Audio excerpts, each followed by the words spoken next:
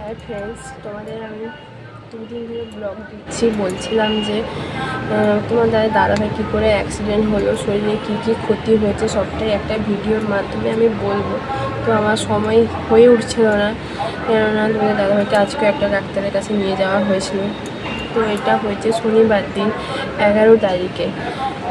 তো ওই দিন ওখানে হচ্ছে আমাদের বড়দের বাড়ির কাছে ওখানে হচ্ছে ঘট উত্তোলন ছিল, পুজো ছিল। তো ওই সকালে একটা ভাড়া গেছে, ভাড়া থেকে এসে ওর বর চান করে ওর বড়দিবার বাড়িতে গেছিলো। ওই ফেরার পথেই অ্যাক্সিডেন্টটা হয়। তো অ্যাক্সিডেন্টটা হওয়ার প্রথমে আমি কোনো জানছিলাম না। ছেলে সেদিনকে ড্রয়িং টিউশন ছিল, ড্রয়িং টিউশন হচ্ছে যে ছেড়ে দিয়ে এসেছি 4টের দিকে। তো এসে বাড়িতে একটু বসে মোবাইল খুঁজছিলাম। তারপরে বাসের বাড়ি থেকে একজন বলে যে কাকু কোথায়। এখন আমি বলি কাকু তো বাড়িতে নেই, ওই দিদির বাড়িতে গেছে। কি হয়েছে? তো কাকু রাস্তায় একটা মাথা ঘুরে গেছে, একজন ফোন করছিল, তুমি কাকুকে একটু ফোন করো। তখন আমি কী করবো, তখন আমি আচ্ছা ও নাম্বারটা দাও দেখি আমি ফোন করি। তখন আমি ওর কাছ থেকে নাম্বারটা নিয়ে ফোন করি। তখন ও বললো আমি আর একটা নাম্বার দিচ্ছি, ও অ্যাক্সিডেন্ট করেছে, আমি আর একজনের নাম্বার দিচ্ছি, তুমি ওর নাম্বারে ফোন করো। তখন আমি ওর নাম্বারে ফোন করলাম। ওর কাছে এখনও কল রেকর্ডিংও আছে। ও বললো যে আপনি সুকুমার দাসের ওয়াইফ বলছেন? যে হ্যাঁ, ওই সুকুমার দাস ও অ্যাক্সিডেন্ট করেছে, ও সিরিয়াস অবস্থা, আপনি কথা না বাড়িয়ে তাড়াতাড়ি যান। তো আমি তখন কি করব, তখন দাদাও গেছে দিদির বাড়িতে, দাদারাও জানে না কি করব না করবো, বুঝতে পারছিলাম না। তারপরে ওই ফোনটা রাখার সাথে সাথে বাড়িতে 3জন পুলিশ আসে, আর ওরা বলে যে তোমরা তাড়াতাড়ি যাও। দিয়ে তারপরে আমি বাড়ির পাশে আমার বাড়ির পাশে একজন দেওয়ার তার বাইকে করে ও বললো চলো বৌদি আমি তোমাকে ছেড়ে দিয়ে এসেছি। তো ওই আমাকে ছেড়ে দিয়ে এসেছিলো, আর দাদা জামাইবাবু ওরা তার ওখান থেকে বাড়ি থেকে গেছিলো।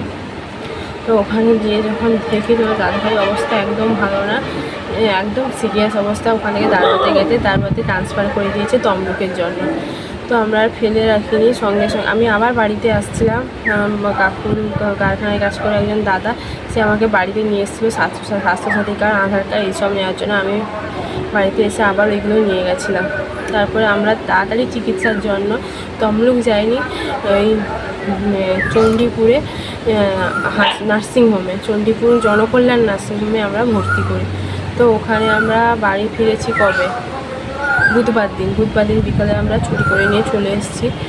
ওখানকার ডাক্তার মানে পুরোটাই ভুলে দিয়েছে, ভুলভাবে করেছে। ভুলভাবে বলবো না, ওখানকার যে ডাক্তার থাকে ওই প্রতিদিন চেক আপ করছিলো, যেদিন ছুটি হবে সেদিন হচ্ছে যে নাক কান গলার ডাক্তার দেখলো।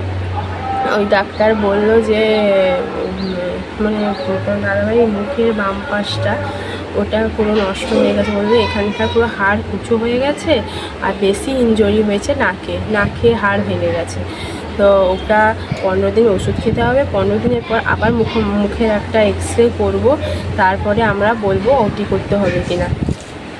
তখন আমরা বললো তাহলে 15 দিন পর যখন ঠিক হবে তাহলে আমরা বাড়ি নিয়ে চলে যাবো, আবার 15 দিন পর আসবো। আর মাথায় কাছে একটা ফেটেছে, 8টা টিচ পড়েছে, আর কিছু ক্ষতি হয়নি। তারপরে আমরা হচ্ছে যে বাড়ি নিয়ে চলে এসেছি। তো কালকে আর ভিডিও করা হয়নি, বাড়ির পাশ থেকে একজন দেখতে এসেছিলো, ওই জন্য ভিডিওটা অফ করে দিয়েছিলাম। তারপরে আবার এক্ষুনি একটু সময় পেলাম, বললাম তোমাদের কাছে ভিডিওটা আর বাদবাকি যে আছে ওটা শেষ করে দিই বলে হচ্ছে যে চণ্ডীপুর থেকে তারপরে বাড়ি নিয়ে এলাম। বাড়িতে এসে তো আমরা বসে থাকবো, আরও 2-3জন ডাক্তারের পরামর্শ দরকার, একটা ডাক্তারকে দেখিয়ে তো আর এত বড় কেস বসে থাকা যায় না। তারপরে আমরা কাঁথিতে নামটা হচ্ছে ডাক্তারের বাপ্পাদিত্য মিশ্র, ওটা হচ্ছে মুখমণ্ডলের স্পেশালিস্ট। ওই ডাক্তারকে দেখানো হলো, ওই ডাক্তার দেখে সমস্ত রিপোর্ট দেখলেন, তারপর আমাদের বললেন। আর চণ্ডীপুরের ডাক্তার বলছিল যে নাকের ক্ষতিটা বেশি হয়েছে, আর বাম পাশে যে মুখে ওখানে যে হাড়গুলো ভেঙে গেছে ওটা কিন্তু ওষুধের দ্বারা ঠিক হয়ে যাবে। কিন্তু বাপ্পাদিত্য মিশ্র ডাক্তারবাবু বললেন যে আপনারা এই রোগীকে কেন এতদিন ফেলে রেখেছেন।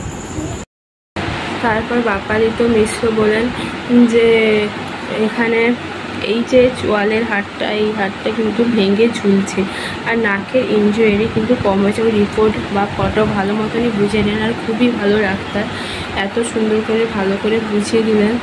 তারপর এই হাড়টা ভেঙে ঝুলে গেছে।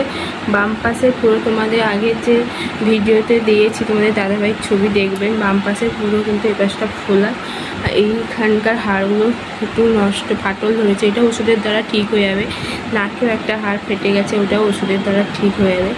আর এই কপালে একটা টিচ পড়েছে।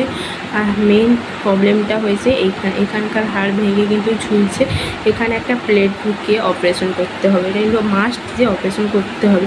তবুও আমরা বাপ্পাদিত্য মিশ্রর কথা তো শুনলাম। তারপর আমরা এসে আবার একটা নাক কান গলার ডাক্তার দেখিয়েছিলাম।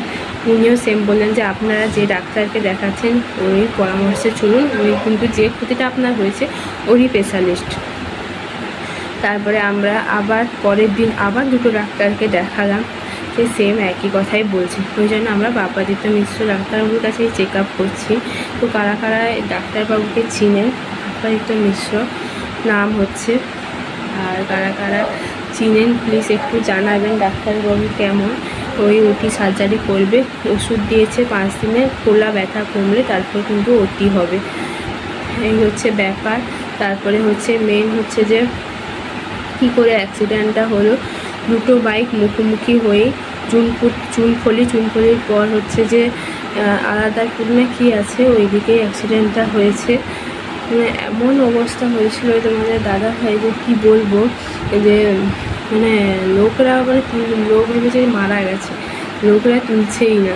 পুলিশ এসে হয়তো 3:30টার দিকে অ্যাক্সিডেন্ট হয়েছে, আমরা খবর পেয়েছি হচ্ছে 4:30টার দিকে। তো দাদা তো ছিল না, দিদির বাড়িতে ছিল। সেদিন একটা 1 এপ্রিল, মানে এমন একটা দিন, মানে সেই দিন কিন্তু আমরা ভুলতে পারি, এতটাই খারাপ যে দিন।